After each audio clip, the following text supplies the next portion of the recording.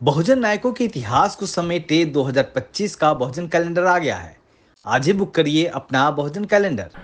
माननीय राष्ट्रपति जी, आपसे करबद्ध अनुरोध है कि आप अपने ज्ञानवर्धक शब्दों से हम सभी का मार्ग प्रशस्त करें।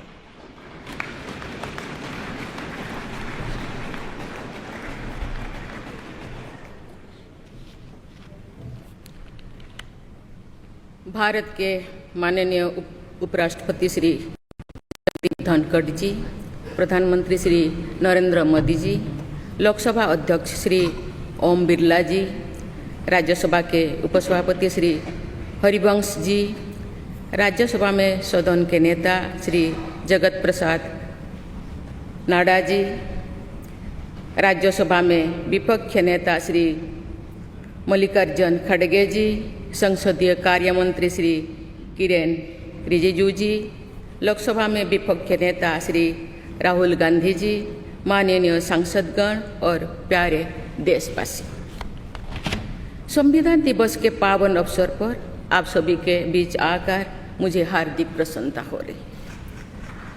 संविधान हमारे देश का सबसे पवित्र ग्रंथ है। आज हम सब एक ऐतिहासिक अवसर के भागीदार भी बन रहे हैं और साक्षी भी। 75 वर्ष पहले संविधान सदन के इसी केंद्रीय कक्ष में आज ही के दिन संविधान सभा ने नवस्वाधीन देश के लिए संविधान निर्माण का बहुत बड़ा कार्य संपन्न किया था। उस दिन संविधान सभा के माध्यम से हम भारत के लोगों ने इस संविधान को अपनाया, अधिनियमित किया और आत्मार्पित किया था। हमारे संविधान हमारे लोकतांत्रिक गणतंत्र की सुदृढ़ आधारशिला है। हमारा संविधान हमारे सामूहिक और व्यक्तिगत स्वाभिमान को सुनिश्चित करता है। आज कृतज्ञ राष्ट्र की ओर से मैं संविधान सभा के सदस्यों और कर्मियों को श्रद्धांजलि अर्पित करती हूँ। ये देश का सौभाग्य है कि संविधान सभा के अध्यक्ष डॉक्टर राजेंद्र प्रसाद ने तथा प्रारूप समिति के अध्यक्ष डॉक्टर बाबा साहेब अम्बेडकर ने संविधान निर्माण की यात्रा का मार्गदर्शन किया। बाबा साहेब अम्बेडकर ने प्रगतिशील और समावेशी सोच की छाप हमारे संविधान पर अंकित किया है। संविधान सभा में बाबा साहेब के ऐतिहासिक संबंधों से ये तथ्य स्पष्ट होता है कि भारत लोकतंत्र की जननी है। अपने लोकतंत्र पर गौरव की इसी भावना के साथ आज हम सब इस विशेष अवसर पर एकत्र हुए। ये अवसर संविधान सभा की 15 महिला सदस्यों के योगदान को स्मरण करने का भी है।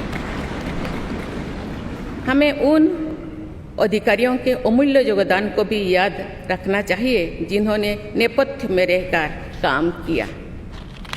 उनकी कार्यनिष्ठा ने संविधान निर्माण की प्रक्रिया को सुचारू रूप से आगे बढ़ाया। उनमें प्रमुख भूमिका श्री BN राव की थी, जो संविधान सभा के संवैधानिक सलाहकार थे। मैं संविधान सभा के सचिव श्री HBR अंगगर, संयुक्त सचिव श्री SN मुखर्जी और उप सचिव श्री जुगल किशोर खन्ना को भी उल्लेख करना चाहूँगी। माननीय सांसदगण, स्वतंत्रता के 75 वर्ष पूर्ण होने पर मैं सभी देशवासियों ने आज़ादी का अमृत महोत्सव मनाया। आगामी 26 जनवरी को हम अपने गणतंत्र की 75वें वर्षगांठ मनाएंगे। इस तरह के समारोह हमें अब तक की यात्रा का अवलोकन करने और आगे की यात्रा की बेहतर योजना बनाने के अवसर प्रदान करते हैं। ऐसे समारोह हमारी एकता को मजबूत बताने की तथा ये दर्शाते हैं कि राष्ट्रीय लक्ष्यों को प्राप्त करने के प्रयासों में हम सब एक साथ हैं। हमारे स्वाधीनता संग्राम के दौरान अनेक महान विभूतियों ने हमारे राष्ट्रीय आदर्शों को रेखांकित किया था। हमारी संविधान सभा में हमारे देश की विविधता को अभिव्यक्ति मिली थी। संविधान सभा में सभी प्रांतों और क्षेत्र के प्रतिनिधियों की उपस्थिति से अखिल भारतीय चेतना को शोर मिला था। संविधान सभा के वाद विवाद तथा सदस्यों के संबोधनों में हमें संविधान निर्माण की प्रक्रिया के साथ साथ अपने देश के बारे में गहरी जानकारी प्राप्त होती है। आज जिन पुस्तकों का विमोचन किया गया तथा जो शॉर्ट फिल्म्स दिखाई गई, उनमें लोगों को हमारे संविधान निर्माण के गौरवशाली इतिहास का परिचय प्राप्त होगा। एक अर्थ में भारत का संविधान कुछ महानतम मेधावी लोगों द्वारा लगभग 3 वर्षों के विचार विमर्श का परिणाम था, लेकिन सही अर्थ में ये हमारे लंबे स्वाधीनता संग्राम का परिणाम था।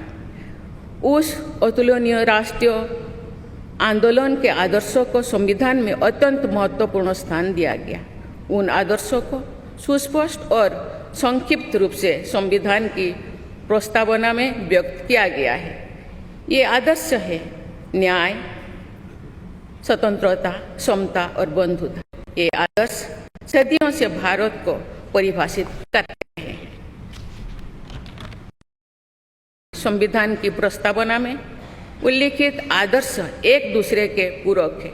समग्र रूप से ये सभी आदर्श ऐसा वातावरण उपलब्ध कराते हैं जिसमें हम नागरिक को फूलते फलते समाज में योगदान देने तथा साथी नागरिकों की मदद करने का अवसर मिलता है।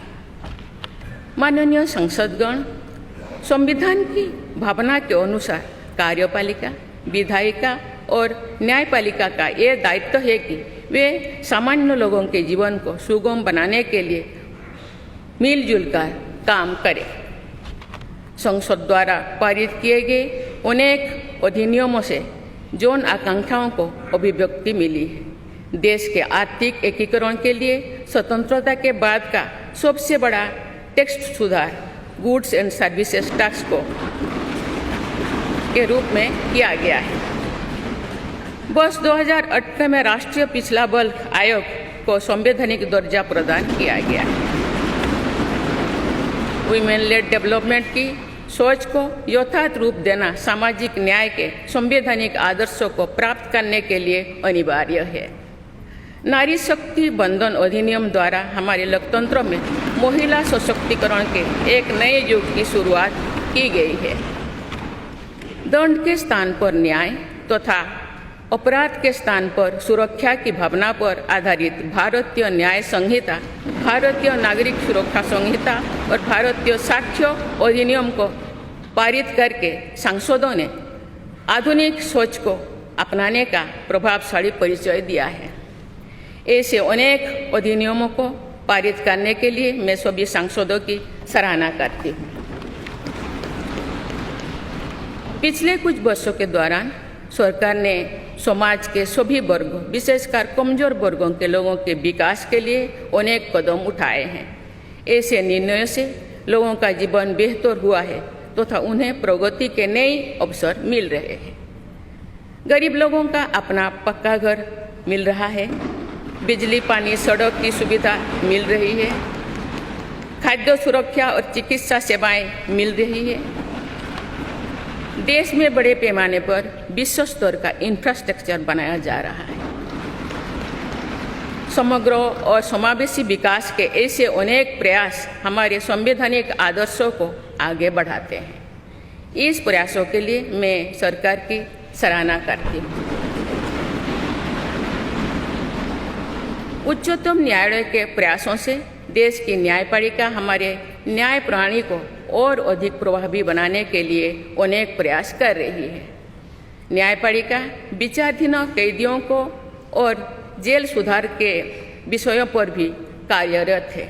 हमारे देश में मूलभूत अधिकारों का दायरा समय के साथ विस्तृत होता रहा है।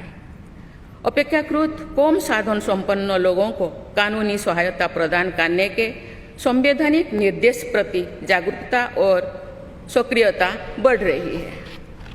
माननीय सांसदगण, कार्यपालिका, विधायिका और न्यायपालिका के साथ साथ सभी देशवासियों की सक्रिय भागीदारी से हमारे संवैधानिक आदर्शों को शक्ति मिलती है।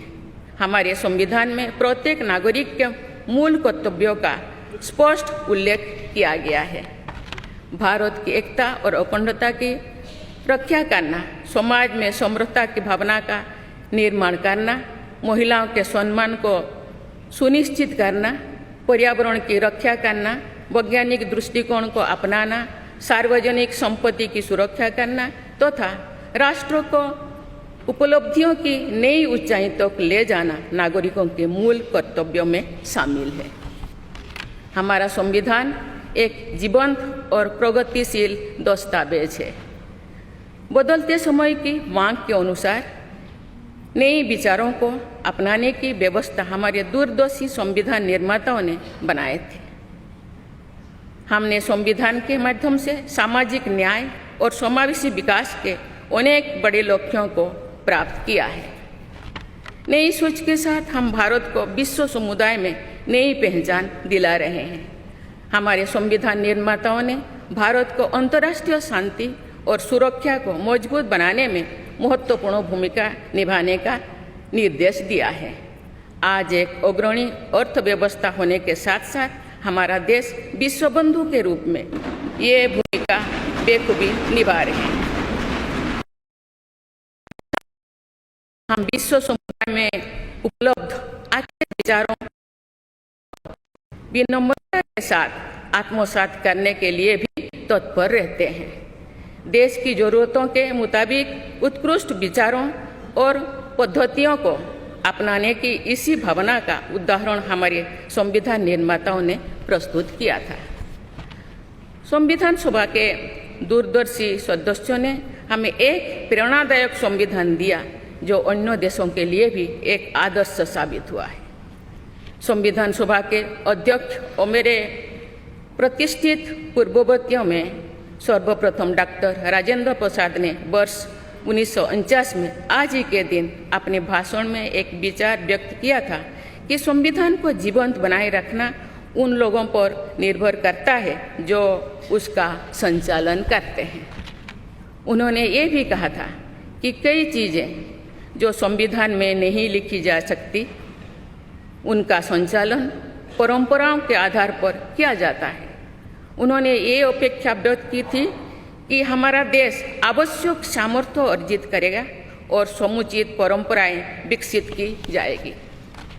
मैं पूरी विश्वास के साथ कह सकती हूँ कि लगभग 3/4 सदी के संवैधानिक यात्रा के दौरान हमारे देश ने उन क्षमताओं को अर्जित करने और आर्थिक परंपराओं को विकसित करने में उल्लेखनीय सफलता प्राप्त की है। हमने जो अनुभव प्राप्त किए हैं, आने वाली पीढ़ियों को उनसे अवगत कराया चाहिए। वर्ष 2015 में सरकार द्वारा 26 नवंबर को संविधान दिवस के रूप में मनाने का निर्णय लिया गया।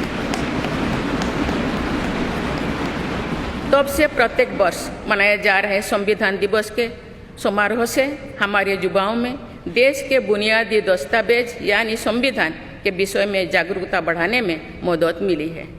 संविधान के प्रति युवाओं में उत्साह को देखकर हम सब देश के भविष्य के प्रति आश्वस्त हो सकते हैं।